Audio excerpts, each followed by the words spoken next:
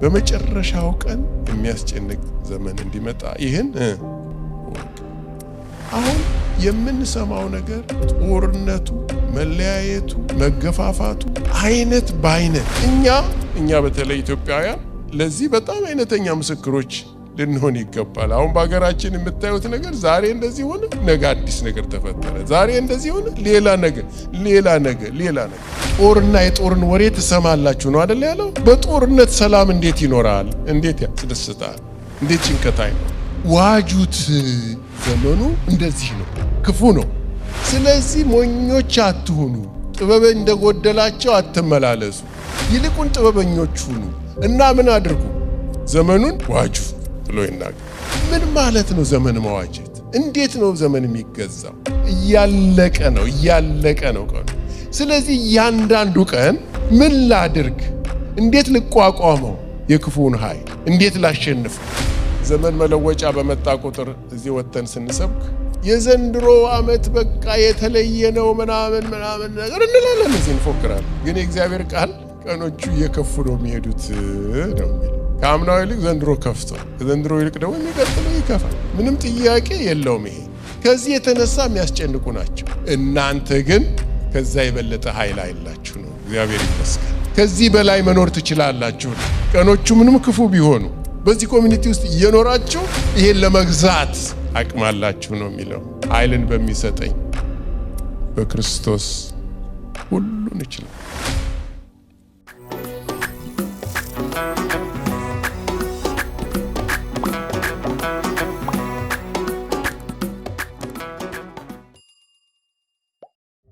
ቀኖቹ ክፉዎች ናቸው የሚለውን ነገር ነው ትንሽ መናገር የፈለኩት። እንደ ጥበበኞች እንጂ ጥበብ እንደሌላችሁ ሳይሆን እንዴት እንድትመላለሱ በጥንቃቄ ተጠበቁ። ለምንድን ነው ቀኖቹ ክፉዎች ናቸው? ዘመኑን ደግሞ ዋጁ ብሎ ይናገራል ሐዋርያው ጳውሎስ። መቼም ቀን ይመሻል ይነጋል፣ ክረምት ይመጣል በጋ አለ፣ ደመና አለ፣ ፀሐይ አለ፣ ጨለማውና ቀኑ ይፈራረቃሉ። በዚህ ቀን ውስጥ ብዙ ኩነቶች ይፈጸማሉ። ደመና አለ፣ ፀሐይ አለ፣ ዝናብ አለ፣ ጎርፍ አለ፣ ሌሎችም የሚያስደስቱና የሚያሳዝኑ ነገሮች ይከሰታሉ በየቀኑ አይደል? ሁላችንም እንደምናውቀው እና እነዚህ ክስተቶች ደስ የሚሉንም ደስ የማይሉንም ብዙ እያለፉ ስላሉ አይመስለኝም ቀኖቹ ክፉዎች ናቸው የተባሉት። ቀኖቹ ክፉዎች ናቸው የተባሉት በእነዚህ ክስተቶች ምክንያት ሳይሆን ቀኖቹ ክፉዎች ናቸው የተባሉት በሰዎች ክፋት ምክንያት ነው።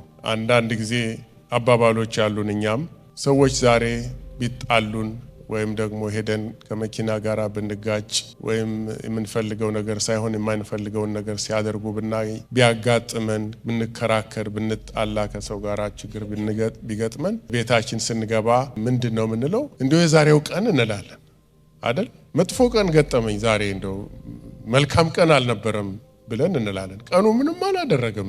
እንደምታስቡት እንግዲህ እሱ ፀሐይ ወጣ፣ ፀሐይ ገብታለች፣ በተለመደው መንገድ ሰዓቱ ሄደዋል። የሆነው ነገር በእኛና በሌሎች ሰዎች መካከል የሆነ ነገር ነው እንጂ ቀኑ ምንም ያጠፋው ነገር የለም አይደል? እና መጽሐፍ ቅዱስም ብዙ የሚናገረው ከዚህ አንጻር ነው።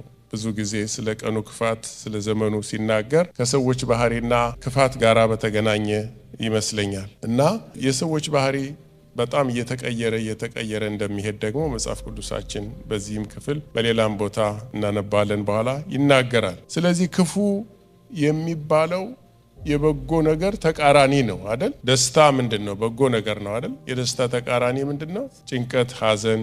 ሳቅ መልካም ነገር ነው። የሳቅ ተቃራኒው ምንድነው? ለቅሶ ነው። የህይወት ተቃራኒ ምንድነው? ሞት ነው።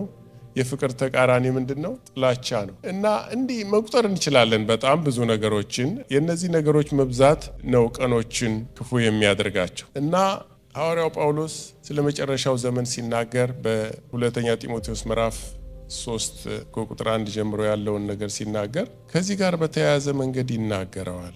ምንድነው የሚለው? ነገር ግን በመጨረሻው ቀን የሚያስጨንቅ ዘመን እንዲመጣ ይህን ወቅ ይላል። ስለ ቀን ነው የሚናገረው፣ ስለ ዘመን ነው የሚናገረው። ይሄ ዘመን አስጨናቂ ይሆናል፣ አስቸጋሪ ጊዜ ይሆናል ብሎ ካለ በኋላ የሚቀጥለውን አረፍተ ነገር በሙሉ ስንመለከት ስለ ሰዎች ነው የሚናገረው። ለምን አስጨናቂ ለምን ችግር እንደሚሆን ሲናገር የሚናገረው ምንድነው? ነገር ግን በመጨረሻው ቀን የሚያስጨንቅ ዘመን እንዲመጣ ይህን ወቅ።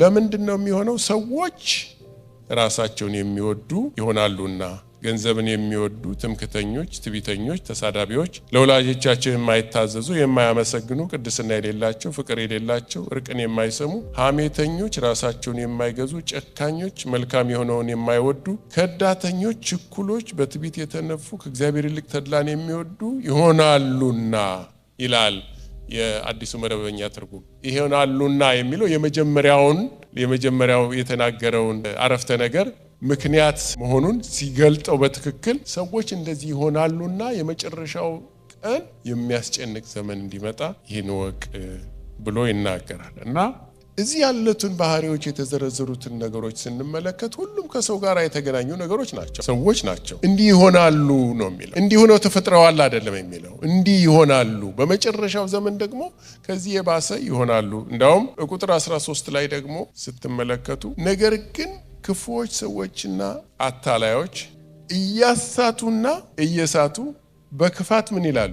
እየባሱ ይሄዳሉ ነው የሚለው። ከዚህ የተነሳ የመጨረሻው ዘመን አስጨናቂ ይሆናል ብሎ ይናገራል። እነዚህ ባህሪዎች በህብረተሰብ ሙሉ የሚታይ ባህሪ ሲሆን ማለት ነው። እንደዚህ አይነት ሶሳይቲ ውስጥ እየኖሩ አለመጨነቅ አይቻልም እኮ። ሰው ሁሉ ራሱን የሚወድ ከሆነ ስለ ሌላው የማያስብ ነገር ሁሉ በእኔ ዙሪያ ይሽከርከር የሚል ለእኔ ብቻ የሚል ሰው ጋር መኖር መዋል ቀላል ይሆናል? አይሆንም እኮ። በጣም አስጨናቂ ነው የሚሆነው። ምን እንደምታረጉ ግራ እስከሚገባችሁ ድረስ ከእንደዚህ አይነት ሰው ጋር ውሎ ማደር በጣም ከባድ ነው። እና ራሳቸውን የሚወዱ የራሳቸውን ብቻ የሚፈልጉ ስለ ሌላው ምንም ደንታ የሌላቸው ሌላው ምንም ይበል ምንም ይሙትም ይዳንም ግድ ሳይሰጣቸው መሆን ያለበት በጎ ነገርና መልካም ነገር ለሰው የሚጠቅም ነገር ሁሉ ለኔ ብቻ ይሁን የሚሉ ሰዎች ሲሆኑ ገንዘብን የሚወዱ ሌላኛው ደግሞ ገንዘብን መውደድ የክፋት ሁሉ ምንድነው የሚለው ስር ነው፣ በቃ ዋና ነገር ነው ብሎ ይናገራል። እንዲህ ሲሆን ሰው ሁሉ ነገር ሁሉ በገንዘብ የሚተመን ሲሆን ሌላው ነገር ሁሉ ቫልዩ ሲያጣ የገንዘብ ፍቅር አንደኛ ሲሆን ከሰዎች ገንዘብ ለተፈጠረበት ነገር ጉዳይ ሳይሆን ከዛ በላይ ቦታ ሲያገኝ ገንዘብ አምላክ ሲሆን ከእግዚአብሔር ጋር ሲወዳደር እሱን ለማግኘት ደግሞ የሚኬድበትና የሚደረገው ነገር ንጽህና የጎደለው ከእግዚአብሔር ሐሳብ የራቀ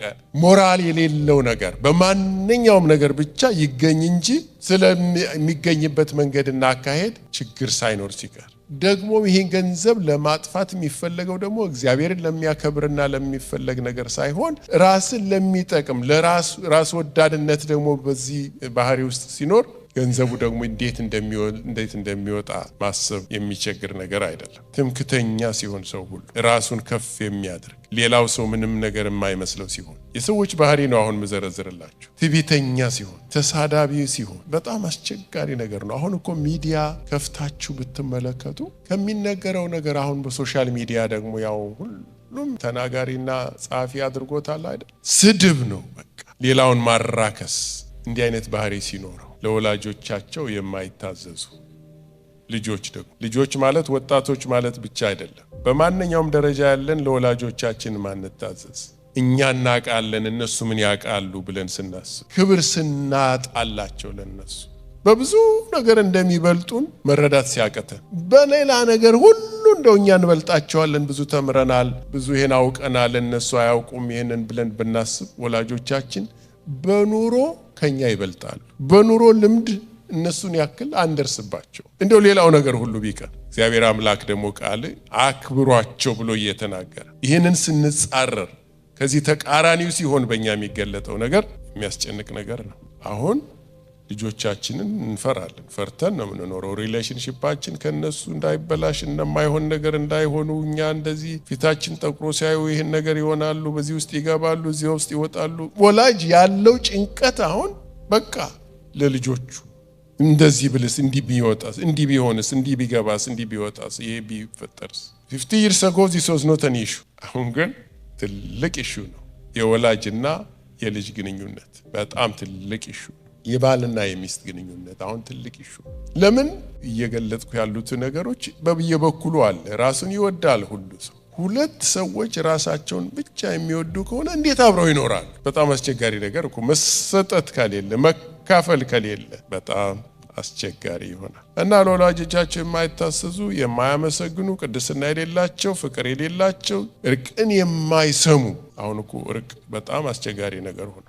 በዓለም ደረጃ ብቻ ሳይሆን በቤተ ክርስቲያን ውስጥ እርቅ በጣም ከባድ ነው። ቤተ ክርስቲያን ውስጥ በእኛ መካከል እኛ አሁን ይቅር ማለት ሌላውን መታረቅ ስለ ሌላው መፍረድ በጣም ቀላል ነገር። ለምን አይተውም ብለን ማለት በዓለም ያሉትን ሰዎች መውቀስ በጣም ቀላል ነው። ግን እኛ መታረቅ አንችልም። ስለዚህ እርቅን የማይሰሙ ለእርቅ የማይፈልጉ እንዲህ አይነት ህብረተሰብ ሲኖር እዚህ የተዘረዘሩ ባህሪዎች እኮ ከቤተ ክርስቲያን የራቁ አይደሉም። ምክንያቱም ወረድ ብሎ ይህን ሁሉ ባህሪ የሚታይባቸው ሰዎች የአምልኮት መልክ አላቸው ይላል። እነኚህን ሰዎች እኮ ነው ታችኛው ወረድ ብላችሁ ወደ 8 ቁጥር ስታን ኃይሉን ግን ክደዋል።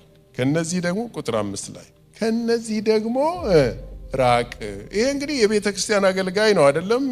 በኤፌሶን ቤተ ክርስቲያን አገልጋይ ሆኖ ነው ጢሞቴዎስ ይሄ ደብዳቤ የሚጻፍለት። እንዲህ አይነት ሰዎች በቤተ ክርስቲያን አካባቢ የበዙ ናቸው ማለት ነው። እና ወረድ ብሎ ምንድነው የሚለው? እነዚህ አይነት ሰዎች ስለነሱ ሲናገር ወደ ቤቶች ሾልከው እየገቡ ኃጢአታቸው የተከመረባቸውን በልዩ ልዩ ምኞትም የሚወሰዱትን ሁልጊዜም እየተማሩ እውነቱን ወደ ማወቅ ሊደርሱ ከቶ የማይችሉትን ሞኞችን ሴቶች የሚማርኩ ከነዚህ ዘንድ ናቸውና ኢያኔስና ኢያንበሬስም ሙሴን እንደተቃወሙት እንዲሁ እነዚህ ደግሞ አእምሯቸው የጠፋባቸው ስለ እምነትም የተጣሉ ሰዎች ሆነው እውነትን ይቃወማሉ። ዳሩ ግን የነዛ ሞኝነት ደግሞ ግልጥ እንደሆነ ሞኝነታቸው ለሁሉ ይገለጣልና ከፊት ይልቅ አይቀናላቸውም ብሎ ይናገራል። ይህ እንደዚህ የሚያደርጉትን ሰዎችና እነኚህ በእግዚአብሔር ቤት አካባቢ ያሉ ሰዎች እንደሆኑ ይታወቃል። ይሄ ሁሉም ይገለጥላቸው። ይሄ ሁሉ ባህሪ የተሰጣቸው ሰዎች በእግዚአብሔር ቤት አካባቢ ያሉ ሰዎች ናቸው። እንግዲህ በእግዚአብሔር ቤት አካባቢ ያሉ ሰዎች እንደዚህ ከሆኑ የውጭው ምን ያክል የከፋ እንደሚሆን ደግሞ መገመት ለኛ ቀላል ይሆናል። ስለዚህ ነው የሚለው በመጨረሻው ቀን የሚያስጨንቅ ዘመን እንዲመጣ ይህን ወቅ። አሁን የምንሰማው ነገር ጦርነቱ፣ መለያየቱ፣ መገፋፋቱ አይነት በአይነት እኛ በተለይ ኢትዮጵያውያን ለዚህ በጣም አይነተኛ ምስክሮች ልንሆን ይገባል። አሁን በሀገራችን የምታዩት ነገር ዛሬ እንደዚህ ሆነ፣ ነገ አዲስ ነገር ተፈጠረ፣ ዛሬ እንደዚህ ሆነ፣ ሌላ ነገር። ስለዚህ ቀኖቹን ክፉ የሚያደርገው ምንድነው? በአጠቃላይ ስናስበው ምንድነው? የሰዎቹ ክፋት ነው። ስለዚህ ከዚህ የተነሳ የሚያስጨንቅ ነው ብሎ ይናገራል። ስለ ጭንቀት ብዙ ጥናቶች ይደረጋሉ። እኔም ስለዚህ ከሚያጠኑ ሰዎች መካከል ነኝ። ስትረስ የሚባለው ነገር ይሄ ቋንቋ መስማት ከጀመራችሁ ስንት ጊዜ ሆኗችኋል እናንተ? የቆየ እኮ ቃል አይደለም፣ በጣም በቅርብ ጊዜ የተፈጠረ ቃል ነው። ስትረስ የሚለው ቃል ራሱ ሁሉም ሰው ያወራል ስለ ስትረስ አይደል? ስትረስ፣ አንግዛይቲ፣ ዲፕሬሽን ምናምን የሚባሉ ነገሮች እየጨመሩ ዓለምን በሚያስጨንቅና በሚያስደነግጥ ሁኔታ እየጨመሩ ነው። ይሄ ደግሞ ከምን የተነሳ ነው ብላችሁ ስታስቡ ከሰዎች ባህሪ፣ ከሰዎች አኗኗር፣ ከእግዚአብሔር ሐሳብ ከመራቅ እና የተለየ ዓለም ውስጥ ለመግባት ከሚደረግ መፍጨርጨር። አሁን ዛሬ ትምህርት ቤት በነፃነት ልጆቻችሁን በተለይ እዚህ ሀገር ልካችሁ መልካም ነገር ብቻ ተምሮ ይመጣልናል ብላችሁ ማሰብ ቀርቷል አይደል? ልጆች ትምህርት ቤት ሄደው ምን ተብለው ነው የሚመጡት? ዛሬ ወላጆች ልጆቻቸው የተወሰነ እድሜ ደርሰው ጾታቸውን በትክክል ለይተው እግዚአብሔር የሰጣቸውን ጾታ እኮ ነው። ይሄ አሁን ለወላጆች የሚያስጨንቅ ሆኗል አይደል? ነፃነት የለም። አሁን እኮ ወላጆች የት እንውሰዳቸው? አንዳንድ ሰዎች ተመልሰው ወደ ሀገር ቤት የመጡ ሰዎች አውቃሉ።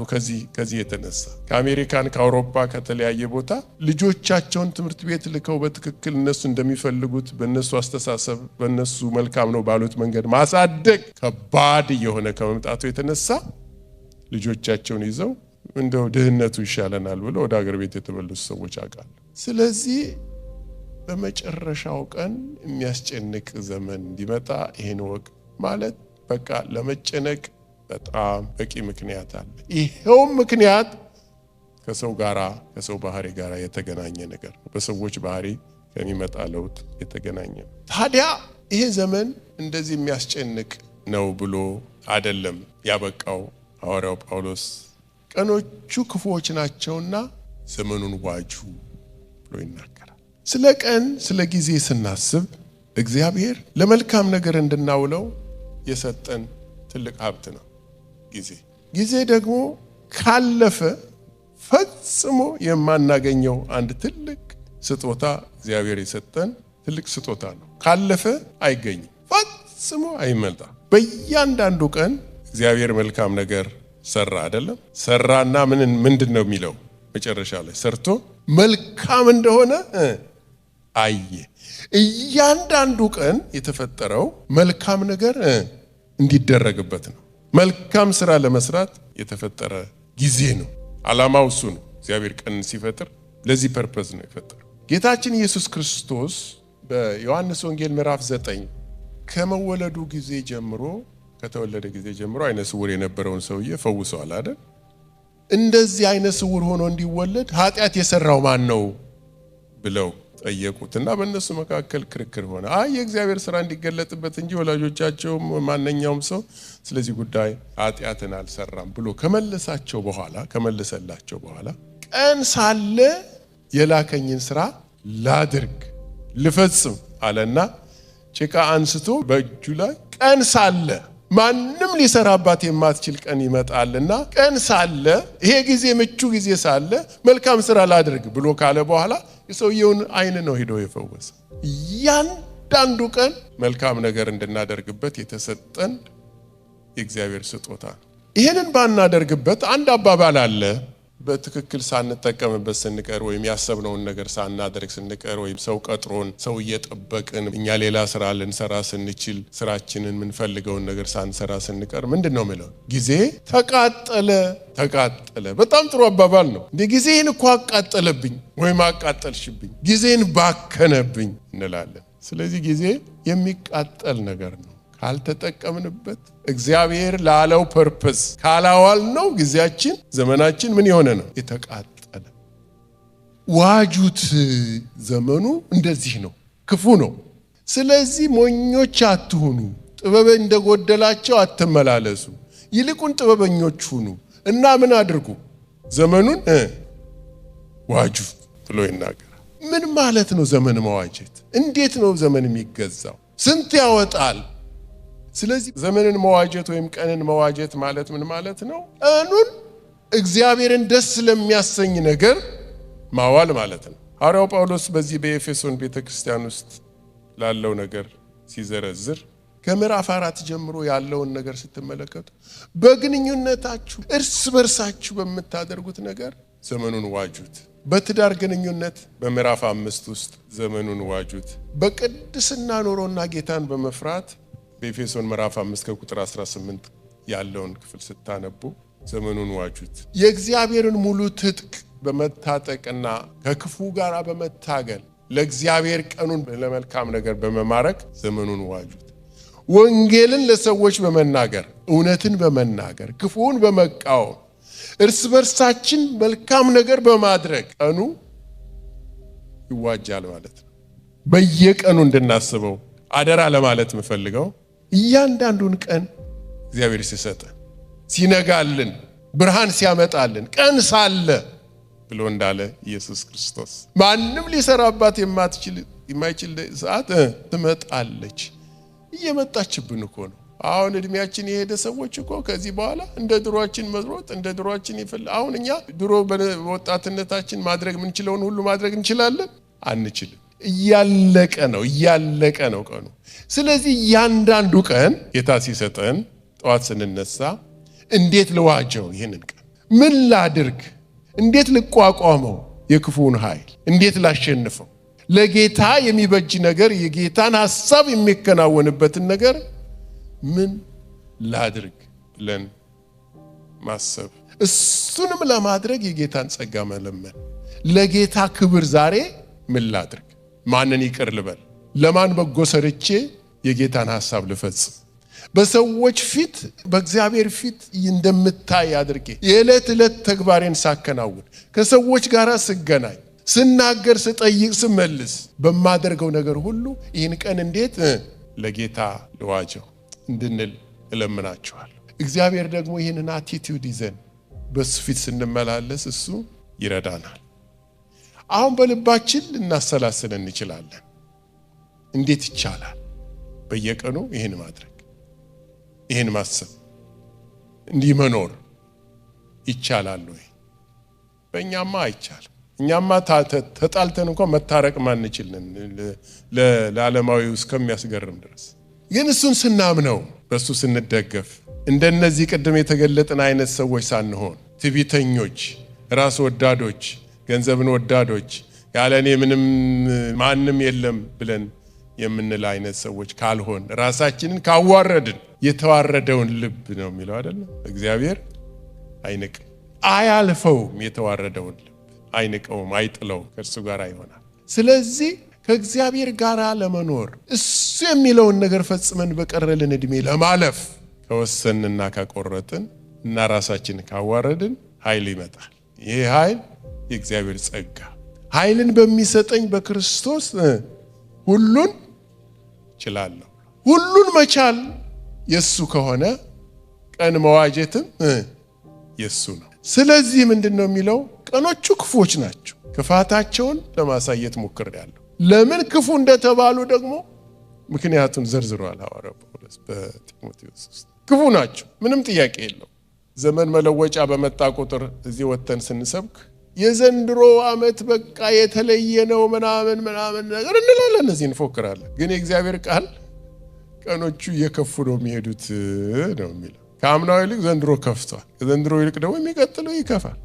ምንም ጥያቄ የለውም። ይሄ ከዚህ የተነሳ የሚያስጨንቁ ናቸው። እናንተ ግን ከዛ የበለጠ ኃይል አይላችሁ ነው። እግዚአብሔር ይመስገን። ከዚህ በላይ መኖር ትችላላችሁ ነው። ቀኖቹ ምንም ክፉ ቢሆኑ ሰዎች ሁሉ ራሳቸውን የሚወዱ፣ ገንዘብን የሚወዱ፣ ችኩሎች፣ ከዳተኞች፣ ለወላጆቻቸው የማይታዘዞች፣ ትዕቢተኞች፣ ከእግዚአብሔር ይልቅ ተድላን የሚወዱ እዚህ የተደዘም ይሄ ኮሚኒቲ ነው። በዚህ ኮሚኒቲ ውስጥ እየኖራችሁ ይሄን ለመግዛት አቅም አላችሁ ነው የሚለው። ኃይልን በሚሰጠኝ በክርስቶስ ሁሉን ይችላል።